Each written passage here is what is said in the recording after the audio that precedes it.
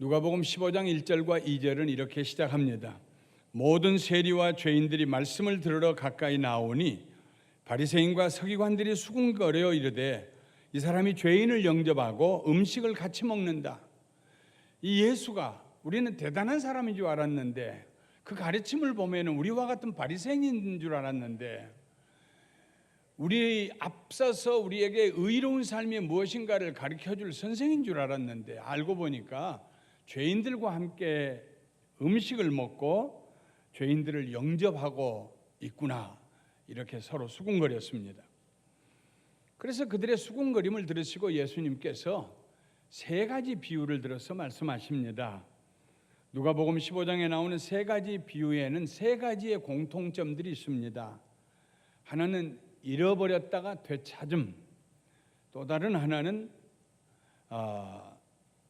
잃어버림, 그리고 두 번째는 되찾음, 그리고 세 번째는 기쁨의 잔치입니다. 첫 번째 비유는 잃은 양 한 마리로 시작합니다. 두 번째 비유는 잃어버린 동전 하나로 시작합니다. 세 번째 비유는 잃어버린 둘째 아들로 시작합니다. 그런데 세 번째 비유는 그 내용이 첫째와 둘째를 합한 것보다 거의 3배나 더 많습니다.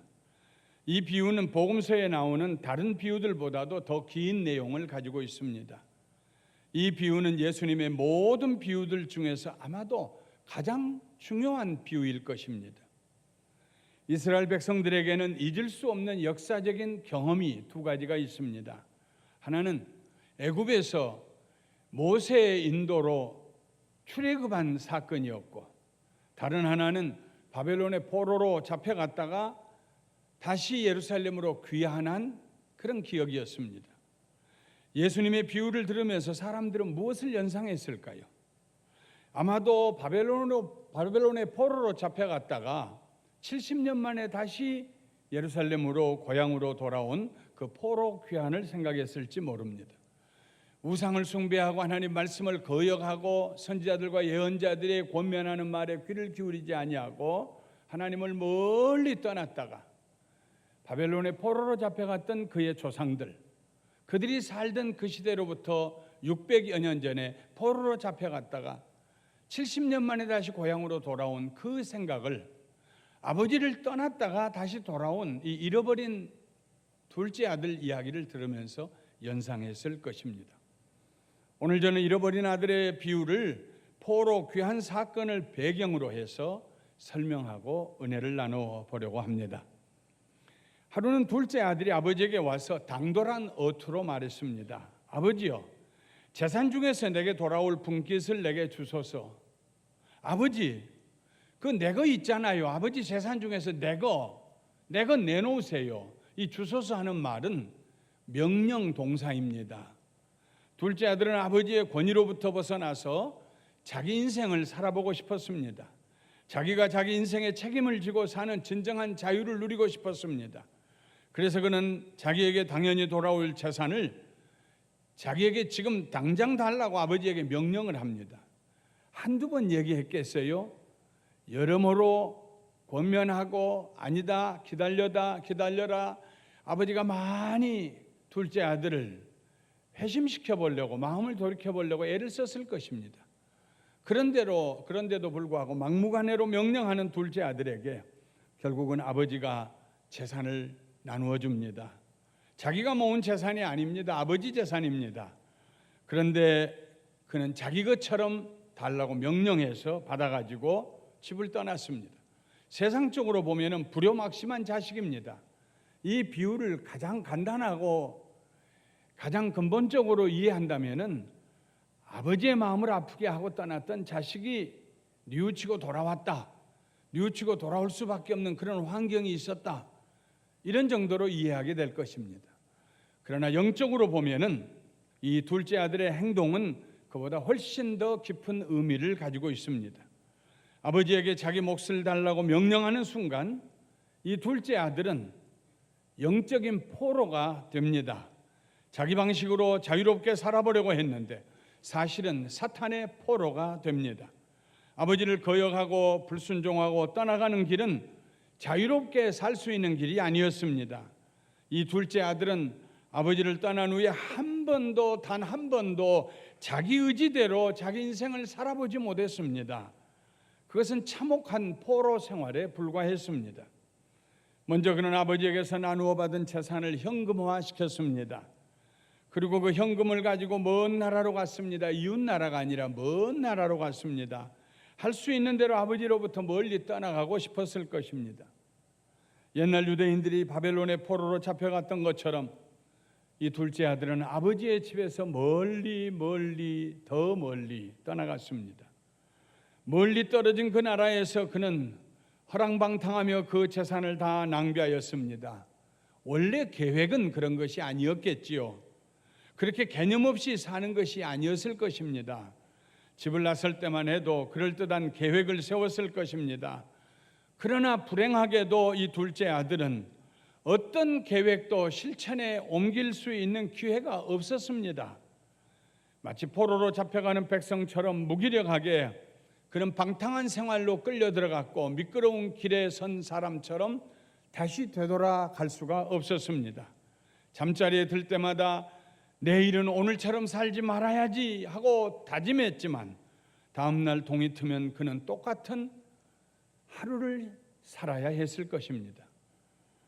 꽃감 빼먹듯이 가진 현금을 다 사용하고 났으니 설상가상으로 그 나라에 흉년이 찾아왔습니다. 아직 젊어서 무엇이든지 할 수 있을 것이라고 자부했는데 무슨 일이라도 할 수 있을 것이라고 생각하고 느긋하게 마음먹었는데 흉년이 들고 보니 막상 일자리가 없었습니다. 겨우 얻은 직장이 돼지 치는 일이었습니다. 돼지는 이스라엘 사람들이 가장 부정하게 생각하는 짐승입니다. 그가 경험하는 영적인 포로 생활에 수치감과 비참함이 더해졌습니다. 비로소 이 둘째 아들은 가난이 무엇인지, 배고픔이 무엇인지, 외로움이 무엇인지 뼈저리게 느끼기 시작했습니다. 돼지가 먹는 쥐엄 열매로 배를 채워보려고 했지만 그것마저도 여의치가 않았습니다. 아무도 몰래 그것이라도 먹어보려고 하면은 언제 보았는지 주인이 소리칩니다. 돼지 먹을 음식을 왜 네가 먹느냐고.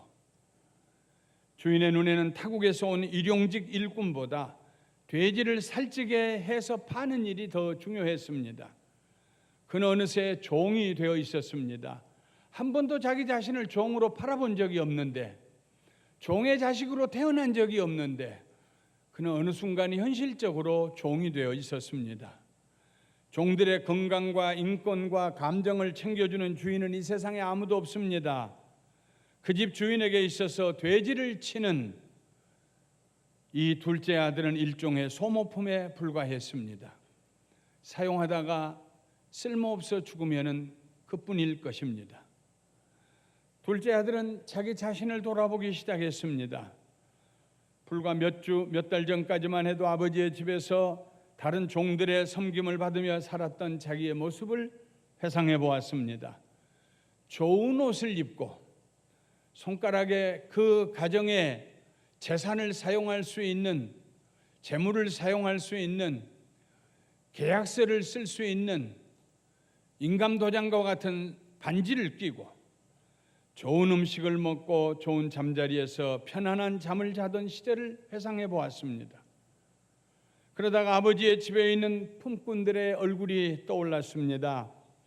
아버지로부터 인격적으로 존중이 여김을 받으며 일하던 그 품꾼들, 늘 그들의 가족이 어떻게 사는가 염려하고 그들에게 넉넉한 양식을 손에 들려 보내주시던 아버지, 우리 아버지는 종들을 이런 식으로 대하지 않으셨는데 갑자기 아버지가 그리워졌습니다. 아버지의 집에 있는 품꾼들이 부러워졌습니다. 이스라엘 백성들이 하나님을 떠나고 우상을 숭배하며 하나님의 말씀을 무시하고 자기 생각대로 살아가고 있을 때에 아무리 예언자들과 선지자들을 보내어 돌아오라고 간절히 부르셔도 못 들은 채 할 때에 하나님께서 마지막으로 사용하실 수 있는 방법은 하나밖에 없었습니다. 내놓는 방법입니다. 이전에도 사사시대에 그렇게 주변의 나라들에게 내놓으셨습니다. 미디안이나 블레셋이나 암몬이나 아말렉 사람들이 와서 하나님을 떠난 이스라엘 백성들을 종살이했습니다. 그러다가 그들이 회개하고 하나님 앞에 부르짖으면 사사들을 세워서 그들을 구원해 내셨습니다. 그런 일들이 반복이 되었습니다. 사울 왕을 세우고 다윗 왕을 세웠지만은 결국은 이스라엘 백성들이 하나님을 떠났을 때 하나님께서 사용하실 수 있는 방법은 그것 외에 달리 다른 방법이 없었습니다. 그래서 내놓으셨습니다. 하나님께서 이스라엘을 바벨론에 사로잡혀 가게 하셨습니다. 바벨론에 포로로 사로잡혀간 이스라엘 백성들, 왕도 사로잡혀가고 대신들도 사로잡혀가고 군대 장관들도 사로잡혀가고 똑똑한 사람들은 다 사로잡혀가고 농부들만 남아서 농사짓게 한 그 포로 시기에 포로로 잡혀간 그곳에서 이스라엘 백성들은 바벨론 사람들의 놀이객감이 되었습니다. 그때의 정황을 시인은 137편 1절부터 6절에 슬픈 노래로 슬픈 곡조로 이렇게 노래했습니다. 제가 현대 성경에서 읽어보겠습니다. 우리는 바벨론 강변에 앉아 시온을 생각하여 울었네. 강 기슭 버드나무 가지 위에 이제는 쓸모없어진 우리의 검은고를 걸었네. 우리를 사로잡은 자가 우리에게 노래를 청하며 우리를 황폐하게 만든 자가 우리에게 신명을 돋구라고 하네. 자기들을 위해서 시온의 노래를 한가락 읊으라고 하네. 그러나 어찌 우리가 이방 땅에서 여호와께 드리는 노래를 그들을 위해서 부를 수 있으리. 예루살렘아, 내가 너를 잊어야 한다면 차라리 내 오른손이 검은고 뜯는 솜씨도 함께 영영 잊어버리게 하여라. 예루살렘아, 내가 너를 생각할 수 없다면은 너를 생각하는 이 가슴 벅찬 기쁨을 잊어야만 한다면 차라리 내 혀가 입천장에 들러붙어 다시는 노래 부르지 못하게 하여라. 바벨론의 포로로 잡혀간 이스라엘 백성들, 포로로 잡혀간 그 자리에서 비로소 예루살렘을 생각합니다. 예루살렘에서 예배드렸던 성전을 생각합니다. 그 예배를 받으시고 그들을 보호하시고 축복하시고 인도하셨던 하나님을 생각합니다. 이 둘째 아들도 돼지를 치는 그 자리에서 포로 생활을 하면서 종살이를 하면서 아버지의 집을 생각합니다. 그리고 혼잣말로 이렇게 말했습니다. 내가 일어나 아버지께로 가서 이르기를 아버지, 내가 하늘과 아버지께 죄를 지었사오니 지금부터는 아버지의 아들이라 일컬음을 감당하지 못하겠나이다. 나를 품꾼의 하나로 보소서 하리라. 아버지께 돌아가리라. 가서 이렇게 말하리라. 하늘과 아버지께 죄를 지었사오니 이제는 아버지 아들이라고 불리울 수가 없습니다. 품꾼 중에 하나로만 써주세요. 그리고 일어나서 아버지께로 돌아갔습니다. 물론 한 번 생각하고 단숨에 일어나진 않았을 것입니다. 아마도 며칠 밤낮을 생각하다가 어떻게 돌아갈 수가 있겠는가? 그러면 여기서 죽어야 하는가? 돌아가자. 어떻게 돌아갈 수가 있겠는가? 며칠 밤낮을 고민하다가 마침내 돌아가기로 작정하고 일어섰을 것입니다. 자기가 죄인임을 깨달았을 때 그는 돌아갈 수가 있었습니다. 아버지에게 내 몫을 지금 당장 주세요 하고 교만하게 명령했던 그 죄를 뼈저리게 깨달을 때 그는 죄를 회개하였고 아버지께 돌아갈 수가 있었습니다. 회개는 무엇입니까? 내가 틀렸고 아버지가 맞습니다 하는 고백입니다. 회개에는 지정의가 포함됩니다. 이 둘째 아들은 자기가 잘못했음을 지적으로 깨달았습니다. 아버지에게 감히 용서해달라고 말씀드릴 수도 없을 정도로 아버지의 마음을 아프게 해드렸다는 사실을 정서적으로 깨달았습니다. 그리고 이제 아버지께로 돌아가면 아들이 아닌 품꾼 중에 하나로서 주시라고 간청하며 가서 아버지의 집에 일꾼으로 살겠다고 의지적인 결단도 했습니다. 회개에는 언제나 이런 지적, 정적, 의지적인 결단이 포함되어야 합니다. 그러나 이 둘째 아들이 회개하였기 때문에 그의 영적인 포로 생활이 끝난 것은 아닙니다. 아버지의 집에 돌아가서 그의 계획대로 품꾼의 하나가 되어서 산다고 해서 그의 포로 생활이 끝난 것은 아닙니다. 장소만 바뀌었을 뿐 그의 포로 생활은 여전히 변함이 없을 것입니다. 먹고 입고 사는 형편이 조금 더 나아졌을 뿐 근본적으로 달라진 것이 없을 것입니다. 아버지와의 관계가 회복되기 전까지는 포로된 상태에서 벗어날 길이 없었습니다. 엄밀히 말하면은 이 둘째 아들의 포로 생활은 먹고 사는 문제와 상관이 없었습니다.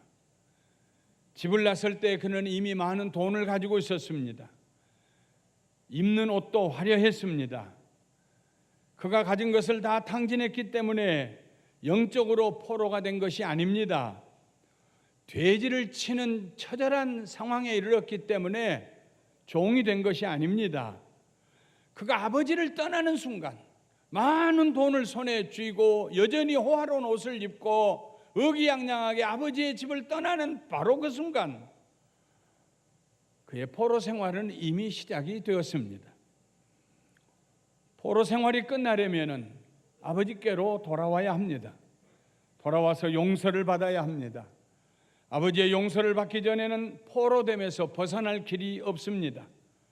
비록 그의 형편과 사정이 아버지의 집에서 품꾼으로 살기 때문에 집을 떠나기 전보다 그리고 돼지를 치던 그 시절보다 좀 더 윤택하게 되었다 하더라도 그는 여전히 영적인 포로에 불과합니다.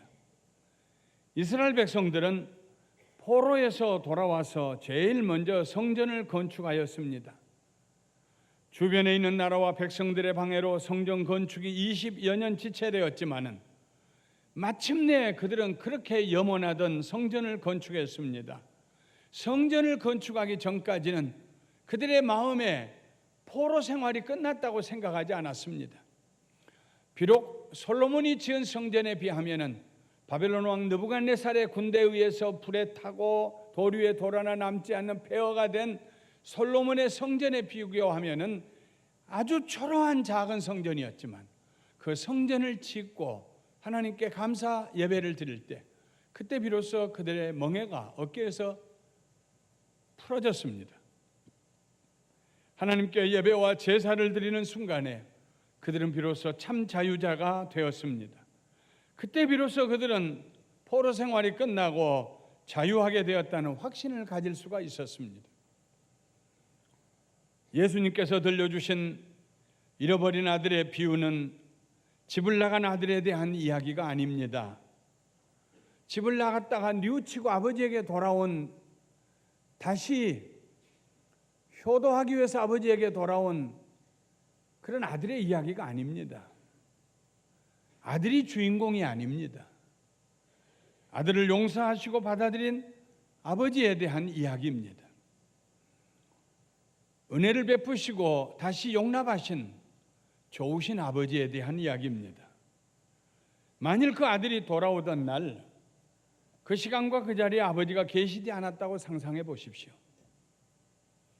에이, 아들 둘이니까 하나쯤 없어도 죽은 줄 알지, 낳지 않은 걸로 치지 하고 포기하고 그 아들을 기다리지 않았다고 생각해 보십시오. 기다리는 은혜가 얼마나 큽니까? 아버지가 매일 그 아들이 돌아올 것을 믿고 매일 그 시간에 그 자리에 나와서 아들을 기다립니다. 은혜 중에 은혜가 기다려주시는 은혜입니다.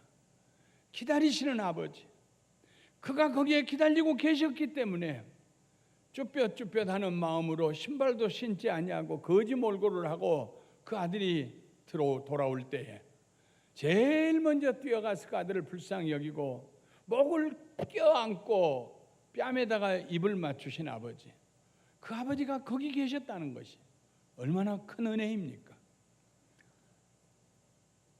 아버지가 그 자리에 안 계셔서 아버지를 만나지 못해서 이 아들이 아버지 집의 주변을 배회하는 그런 일이 있었다면, 뒤늦게 아버지가 아들이 돌아온 것을 알면서도 뭐하러 돌아왔느냐고 나는 이미 죽은 줄로 여기겠다고 문을 열어주지 않으셨다면 어떻게 됐을까요? 둘째 아들이 아무리 지적으로 정적으로 의지적으로 회개하고 돌아왔다고 할지라도 아버지가 그 자리에 계시지 않았다면, 아버지가 문을 열어주지 아니하셨다면 아버지가 그를 깨어나 주지 아니하셨다면 이 얘기는 거기서 끝날 것입니다. 그런데 아버지가 기다리고 계셨습니다. 둘째 아들이 용서를 구하기도 전에 아버지는 벌써 그를 용서하고 계셨습니다. 내가 하늘과 아버지께 죄를 지었습니다 한 후에 나를 품꾼의 하나로 보소서 하는 말을 하기도 전에 아버지는 그의 말을 가로막고 구역질 날 만큼 더러운 냄새가 나는 그 아들을 붙잡아 일으키고 그의 목을 꼭 껴안고 그의 뺨에 입을 맞추면서 옆에 서 있는 종들에게 명령합니다. 제일 좋은 옷을 내어다가 입혀라. 제일 좋은 옷이다. 손에 가락지를 끼워라. 본의 아들의 손에서 가락지가 사라졌어요. 팔아먹었겠죠.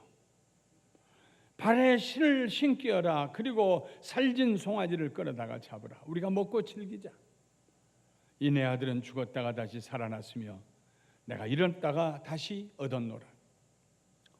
아버지의 용서는 선물이었습니다. 완전한 선물이었습니다. 은혜였습니다.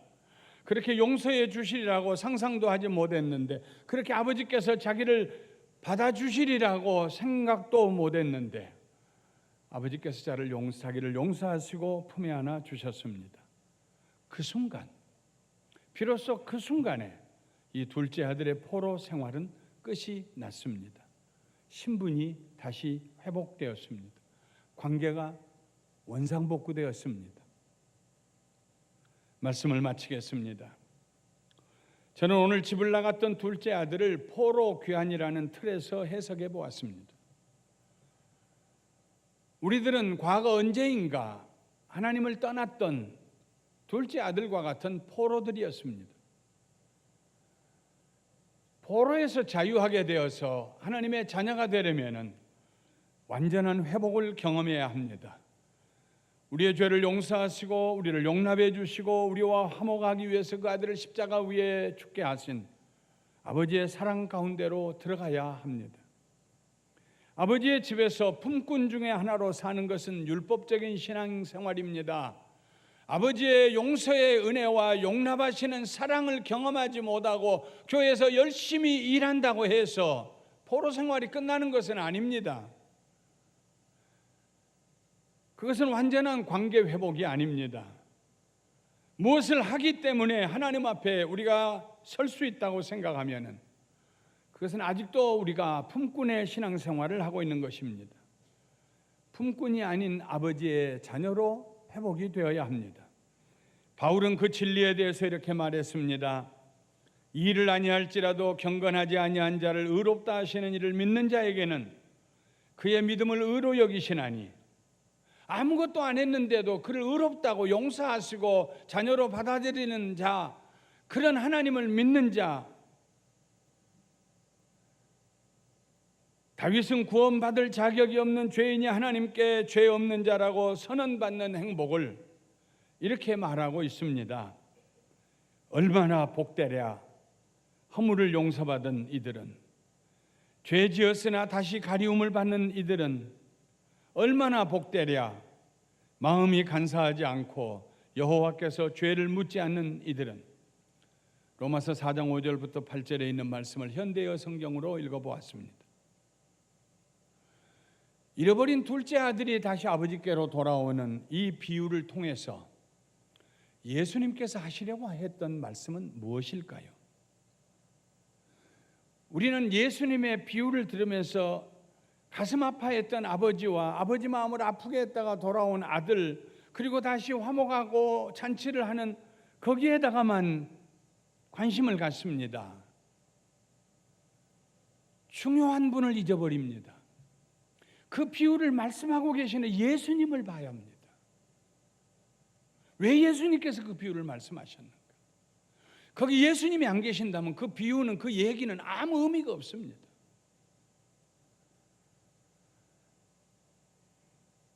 아버지와 잃어버렸던 그 아들 사이에 서 계시는 예수님을 볼 수 있어야 합니다. 그 잃은 아들로 하여금 아버지께로 돌아가게 하시는 역할을 하시는 분은 바로 예수님이시기 때문입니다. 내가 곧 길이요 진리요 생명이니 나로 말미암지 않고는 아버지께로 올 자가 없느니라. 누가복음 4장 18절 19절에 고향인 나사렛 회당에 가서 예수님이 말씀하십니다. 주의 성령이 내게 임하셨으니 이는 가난한 자에게 복음을 전하게 하시려고 내게 기름을 부으시고 나를 보내사 포로된 자에게 자유를, 눈먼 자에게 다시 보게 함을 전파하며 눌린 자를 자유롭게 하고 주의 은혜의 해를 전파하게 하려 하심이라. 예수님은 포로된 자에게 자유를 주시기 위해서 오셨습니다. 바울은 에베소 교회 성도들에게 이렇게 말합니다. 그 기쁘신 뜻대로 우리를 예정하사 예수 그리스도로 말미암아 자기의 아들들이 되게 하셨으니, 예수 그리스도로 말미암아서 only through Jesus Christ, 예수 그리스도를 통해서 하나님의 자녀가 되게 하셨다는 말입니다. 이는 그가 사랑하시는 자 안에서 우리에게 거저 주시는 바 그의 은혜의 영광을 찬송하게 하려는 것이라. 에베소서 1장 5절과 6절에 있는 말씀입니다. 옛날에 이스라엘 백성들이 주전 537년 바벨론이 망하고 메대와 파사가 페르시아가 세워지면서 고향으로 돌아가라 하는 고레스 원년의 그 왕의 명령에 따라서 예루살렘 고향으로 70년 만에 돌아올 때 그들이 자발적으로 자기의 힘으로 자기 노력으로 돌아온 거 아닙니다. 에스겔 36장에 보면 하나님께서 그를 맑은 물로 깨끗이 그 백성을 씻기셔서 포로 생활하는 동안에 죄를 회개하게 하시고 하나님을 열망하게 하시고 깨끗이 씻겨 주셔서 하나님의 신을 그들에게 주셔서 새 마음을 가지고 새 영을 가지고 하나님께 예배드리기 위해서 예루살렘으로 돌아가게 하십니다. 둘째 아들이 자기 마음대로 자기 능력으로 자기 결단으로 아버지에게 돌아간 것이 아닙니다. 하나님께서 그에게 돌아갈 마음을 주셨기 때문이요.